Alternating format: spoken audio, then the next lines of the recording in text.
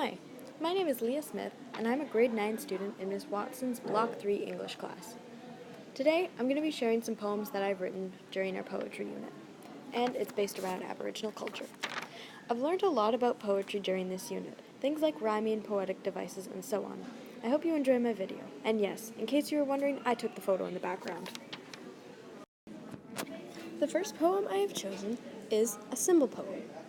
I'm using the message of this to share what the sun and the moon are like, because those are two important symbols in First Nations culture, but I'm also using it to represent things such as child custody and underlying themes. An interesting fact was I actually wrote this poem when Starla was here. Without further ado, I'll just read it. They were separated like sun and moon. They watched over the child like it was planet Earth, just like sun and moon. One was always there for the brightest and brilliant times. The other was a guiding light through the dark and dangerous times, like sun and moon. They were in the same orbit, just polar opposites, like sun and moon. And every once in a while, their paths would cross to create a sight for the child and earth alike, like sun and moon. I tried to use figures of speech in this poem, comparing the sun and moon to things that happen in our day-to-day lives. So I guess you could also say that's personification. And now on to the next poem. And yes, I took the picture in the background of this one too. The next poem that I'm going to be sharing is an emotion poem. I wrote this poem about the feeling of longing because I feel a lot of Aboriginal people could relate to this. And since that's the topic of this video, I figured I'd write that. So I should probably just read it. Longing. I long for the day when we are the same. No matter the color of our skin, we all fit in. I wait for the day when we are together, not just physically but also emotionally. I pray for the day when my ancestors' stories are told with pride with nothing to hide. I hope for the day when the bitterness is gone along with the buildings and brutality. I ponder the day when my sisters are back, when we won't have to worry about us being next. I want the day where we can walk freely with joy in our hearts and not feelings of fear.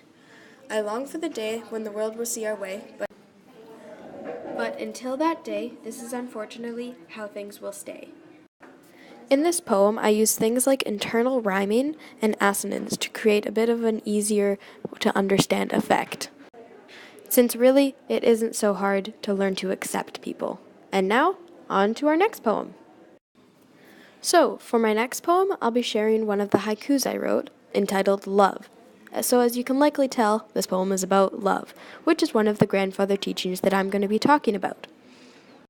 The only figure of speech I really used was a rhyming scheme, but since haikus are simple, I figured that a simplicity to the poem would make sense. Anyways, here's the poem. Love. Love is strong and tight. It helps you through the night. Love is always right. I thought love was a really good topic to discuss, since it's important not just to Aboriginals, but to everyone around the world. Everyone needs to experience love, and love is one of the most powerful things in the world. And now, on to the next poem.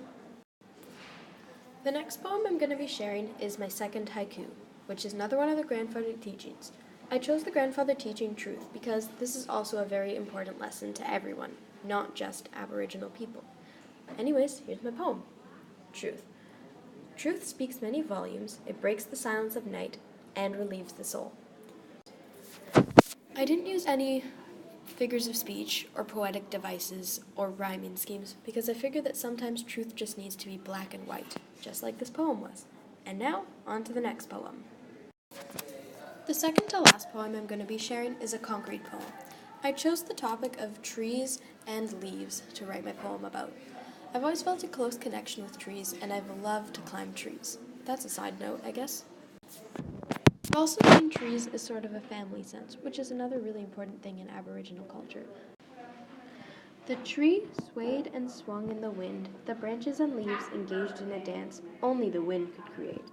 The leaves changed color as they made their daring leap from their homes, for a new adventure was sure to come.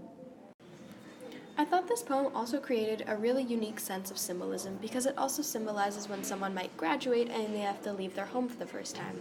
The wind being their future and what's pushing them forward, the leaves being students that have to leave them home, and the tree being their home. And now, on to the next poem. Now, if you can already believe it, we're at my last poem. Some of you are probably like, oh darn, she's done, and others are probably like, fine, thank God, she's finally done. I feel you guys. It's totally fair. Anyways, for my last poem, which is the choose your own poem, I chose to do an acrostic, which is taking a word, vertically writing it, and then writing something alongside it. So I chose the raven because I thought that was a really interesting kind of animal and symbolism in First Nations culture. So, here you guys go. Raven, raging through the night sky, adventuring in the darkness, vultures watch in amazement, eagerly soaring, navigating through the trees. I tried to convey a message of mysteriousness and mystery in this poem because I thought that's kind of what the raven represents. And I guess there's only one more slide left. So, as you can probably tell, this is the last slide. Thanks for watching my video. I don't know if it was interesting or if it was boring. I hope you liked it. Special thanks to Miss Watson, Alex Nelson, Starla Anderson, and Mr. Mackenzie for all helping to inspire how I wrote my poetry. And if you guys found this video really boring, then I have a reward for you. It's this. Yeah, my dog's pretty cool. He wears hats. Anyways, yeah, that's it. I hope you guys enjoyed. Thanks.